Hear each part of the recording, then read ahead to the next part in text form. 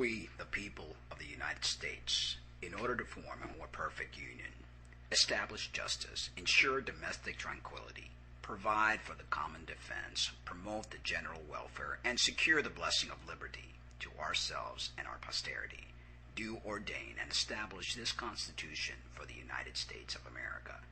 We hold these truths to be self-evident, that all men are created equal, that they are endowed by their Creator with certain unalienable rights, that among these are life, liberty, and the pursuit of happiness, that to secure these rights, governments are instituted among men, deriving their just powers from the consent of the governed, that whenever any form of government becomes destructive of these ends, it is the right of the people to alter or abolish it, and to institute new government, laying its foundation on such principles and organizing its power in such form as to them shall seem most likely to affect their safety and happiness.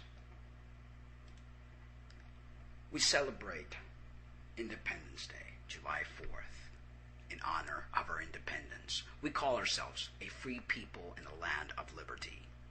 Our anthems proudly sing the praise of this nation, and we raise our voice, wave our flags, and join in song. But how many Americans realize they are not free? This is a myth. The truth of the matter is, what freedom has not been taken or stolen from us, we have surrendered willingly through our silence and ignorance. As Americans, most of us have no idea how our freedoms are maintained, or lost for that matter. Apparently, our ancestors didn't have a good grasp of it either. To even begin to understand what's happened to the Republic, we must look backwards in time to the period following the Civil War. We must go back to the year 1871, which was the beginning of the decline of the Republic. When we examine what happened during that time in our history, we begin to piece together this troubling, perplexing puzzle that is America. The date is February 21st, 1871, and the 41st Congress is in session. I refer to you the Act of the 41st Congress. An act to provide a government for the District of Columbia. This is also known as the Act of 1871. What does this mean? Well, it means that Congress, under no constitutional authority to do so, created a separate form of government for the District of Columbia, which is 10-mile square parcel of land. What? How could this be? Or why, for that matter? To explain, let's look at the circumstances of these days. The Act of 1871 was passed at a vulnerable time in America. Our nation was essentially bankrupt, weakened, and financially depleted in the aftermath of the Civil War. The Civil War itself was nothing more than a calculated front for some pretty fancy footwork by corporate bankroom players. It was a strategy maneuvered by European interest, the international bankers, who were intent upon gaining a stranglehold on the neck of America. The conniving international bankers are not about to lend our floundering nation any money without some serious stipulations. So they decided on this brilliant way of getting their foot in the door in the United States, a prize that have been looking for quite some time, but had been unable to grasp, thanks to our founding fathers, who despised them and held them in check. And thus the Act of 1871 was passed. In essence, this act formed the corporation known as the United States. Note the capitalization, because it is important. This corporation, owned by foreign interests, moved right in and shoved the original organic version of the Constitution into a dusty corner. With the Act of 1871, our Constitution was defaced in the sense that this title was block capitalized and the word for was changed to the word of in the title. The original Constitution drafted by our founding fathers were not in capitalizations, and they read the Constitution for the United States of America.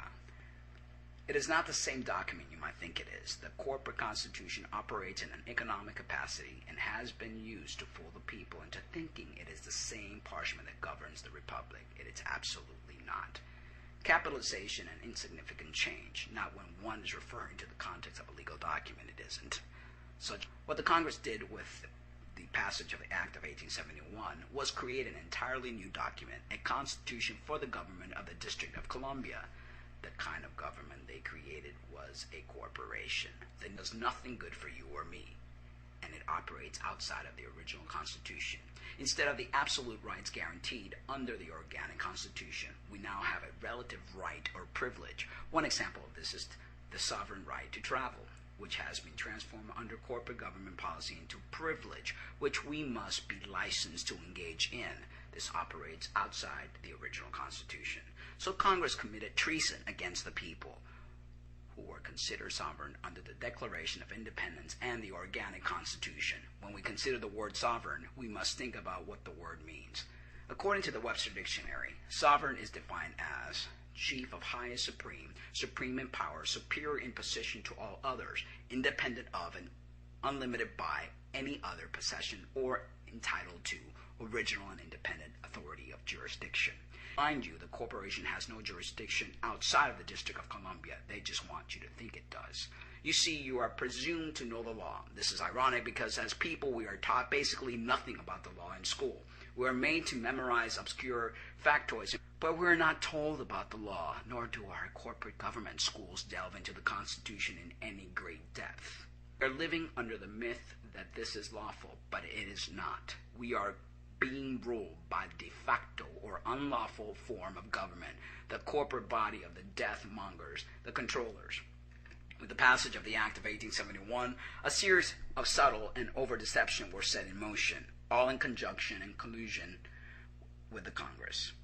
They were too busy drumming the fictional version of history in your brain and mine.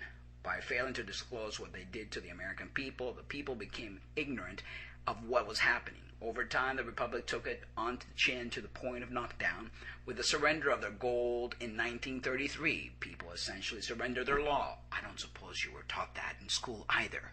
That's because our real history is hidden from us. That is what the way of the Roman civil law works, and our form of governance today is based upon Roman civil law, and maritime law, better known as the divine rights of kings and the laws of the seas. Respectively, this explains a lot. Roman civil law was fully established in the original colonies even before our nation began, also known as the private international law. The great number of committees and subcommittees that Congress has created all work together like a multi-head monster to oversee the various corporate departments, and you should know that every single one of these operate outside the District of Columbia. It is violation of the law. The corporate government of the United States has no jurisdiction or authority in any state of the Republic beyond the District of Columbia. Your legislature will not appraise you of this information. You are presumed to know the law. They know you don't know the law, or your history for that matter, because this information has not been taught to you. No concerned effort has been made to inform you. As a sovereign, you are entitled to full disclosure of the facts. As a slave, you're entitled to nothing. This means you are owned by the corporation from birth to death. The corporate United States also holds ownership of all your assets, your property, and even your children. Does this sound untrue? Think long and hard about all these bills you pay, all those various taxes and fines and licenses you must pay. Don't believe any of this? Read up on the 14th Amendment. Check on how free you really are. Our ignorance of the facts has led to our silence. Our silence has been construed as our consent to become beneficiaries of a debt we did not incur. The sovereign people have been deceived for hundreds of years into thinking they remain free and independent, when in actuality we continue to be slaves and servants of the corporation. Treason was committed against the people in 1871 by Congress. This could have been corrected through the decades by some honest men, assuming there were some, but it was not, mainly due to the lust for money and power.